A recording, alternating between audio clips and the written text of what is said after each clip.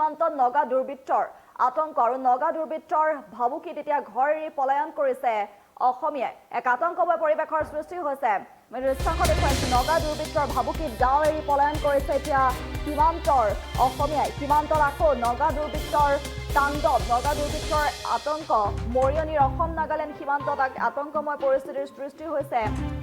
নগা দুৰ্বৃত্তৰ ভাবুকিত গাঁও এৰি পলায়ন কৰিছে সীমান্তৰ অসমীয়াই। অসমৰ ভূমিত গছ গছনি কাটি তহিলং কৰিছে নগা দুষ্কৃতিকাৰীয়ে। সীমান্তৱৰ্তী ৰাজহ গাঁৱত নগাৰ আগ্ৰাসনক লৈ এক আতংকময় পৰিৱেশে বিৰাজমান হৈছে। সাংবাদিক প্ৰশাসনক আগ্ৰাসনৰ তথ্য দিয়াত গাঁওবাসীক ভাবুকি দিছে নগা দুৰ্বৃত্তই। এক আতংক জৰ্জৰিত সীমান্তৰ ৰজাবাৰীত ইতিমধ্যে উপস্থিত হৈছে আৰক্ষী প্ৰশাসন। সীমান্তত এনেদৰে পুনৰ নগা দুৰ্বৃত্তৰ তাণ্ডৱ পৰিলক্ষিত হৈছে। এক আতংকময় পৰিৱেশে বিৰাজমান হৈছে মৰিয়নিৰ অসম নাগালেণ্ড সীমান্তত।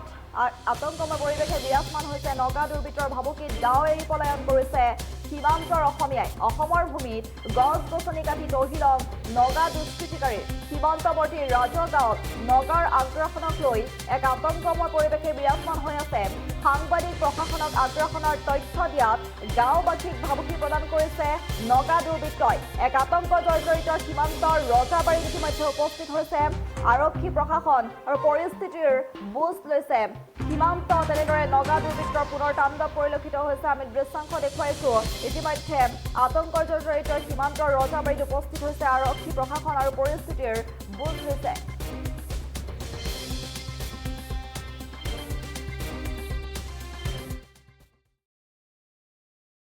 দেশ যাওঁ যাওঁ, জাতি যাওঁ যাওঁ, ভাষা যাওঁ যাওঁ, এতিয়া অসমৰ ৰেখতলৈ যাওঁ। এই পৰিস্থিতি আহি পৰিল আমাৰ আমগুৰি হালুৱাটিঙত।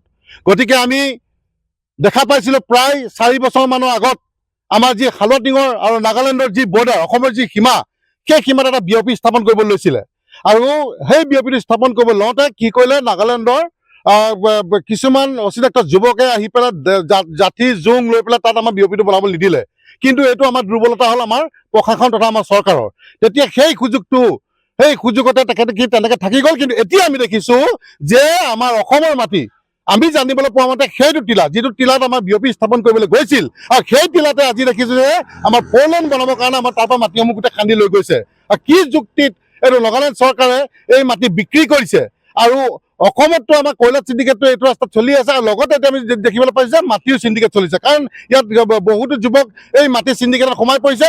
দুটকা পইচা লোভৰ কাৰণে তেওঁলোকে কি কৰিছে যে আমাৰ অসমৰ মাটি বিক্ৰী কৰি দিছে। গতিকে আমি প্ৰশাসনক আমি এইটো স্পষ্ট ভাষাৰে ক'ব বিচাৰিছোঁ যে আমাৰ এই যিসমূহ মাটি এতিয়া খান্দি আছে, যে আমাৰ নাগালেণ্ডৰ মাটি খান্দিছে বা অসমৰ মাটি খান্দিছে, দুইখনৰ ৰাজ্যৰ DC আহিব লাগে, ইয়ালৈ আহি তেওঁলোকে আমাৰ চিতামে উলিয়াই আমাৰ তন্নকে আমাৰ বৰ্ডাৰটো উলিয়াব লাগে আৰু কাটাটাই মাৰিব লাগে। কিয়নো আমি দেখি আছোঁ যে সিদিনা আমাৰ আজি ধেমাজি কাণ্ড আমি পাহৰিব পৰা নাই, যি আমাৰ অৰুণাচলৰ আমাৰ ফৰেষ্টাৰ মাৰি দিছিলে। আজি মেঘালয়ে যদি আজি দপদপনি চলাব পাৰে, অৰুণাচলে যদি নিজে দপদপনি চলাব পাৰে, আজি নগাই যদি দপদপনি চলাব পাৰে, কিয় আমাৰ অসম চৰকাৰে বা আমাৰ প্ৰশাসনে আমাৰ দপদপনি চলাব নোৱাৰে? কাৰণ আমাৰ মনত আছে যে আমাৰ সেই ৰূপজ্যোতি কুৰ্মী ডাঙৰীয়া, তেখেতে 2টা গুলি মাৰি গোটেই ফুটুৱাই তেখেতে পলাই আহিবলগীয়া বাধ্য হ'ল। সিদিনা আজি মৰিয়নিত আমাৰ পুলিচ প্ৰশাসনৰ মানুহক পিটি মেলি তাৰ পৰা অৱস্থা নাইকিয়াকৈ আঁঠুকাঢ়ি তেওঁলোকে আহিবলগীয়া হ'ল। কিয় বাৰে আমি অসমখন আমাৰ এনেকুৱা পৰ্যায়লৈ গৈ আছে? বাংলাদেশে ঠেলি আহিছে, অৰুণাচলে ঠেলি আহিছে, নাগালেণ্ডে ঠেলি আহিছে, আমি যাম ক'ত? অসমত আমি ক'ত যাম? শ্ৰেষ্ঠ মুখ্যমন্ত্ৰীয়ে খালি কৈ থাকিলে হ'ব নেকি যে মই শ্ৰেষ্ঠ মন্ত্ৰী? তেখেতে অকল কি এই অভাৰ ব্ৰিজতে থাকিব নে আমাৰ অসমৰ জনগণৰ কথা চিন্তা কৰিব? কথা অসমৰ ৰাইজৰ বাবে আমি আমি য'ত আজি উপস্থিত আছোঁ, অসম নাগালেণ্ড সীমান্তত এইটো ৰাজাবাৰী অঞ্চলত। আৰু এই ৰাজাবাৰী অঞ্চলৰ যিসকল লোক আছে, বসবাস কৰিছে, তেওঁলোকক মানে ভয় ভাবুকিত জীয়াই থাকিব লগা হৈছে। নগা দুৰ্বৃত্তই আহি অসমৰ সীমাত, অসমৰ মাটি, অসমৰ ভূমি তেওঁলোকে দখল কৰিছে। আৰু এনে ক্ষেত্ৰত যেতিয়া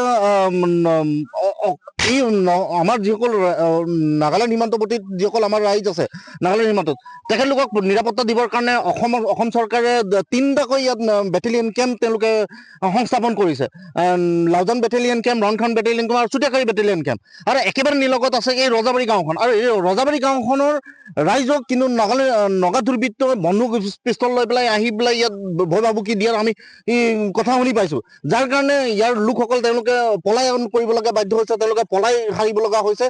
এনে ক্ষেত্ৰত আমাৰ নাগালেণ্ড সীমান্তত কিন্তু অসম চৰকাৰে, অসম আৰক্ষীয়ে সুৰক্ষা দিয়াৰ ক্ষেত্ৰত সম্পূৰ্ণৰূপে বিফল হৈছে বুলি আমি গম পাইছোঁ।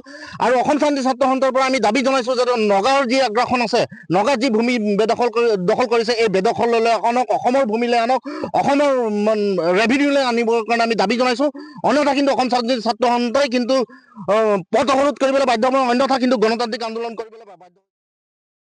যিকোনো খবৰৰ বাবে যোগাযোগ কৰক 7099017330 লগতে 70991109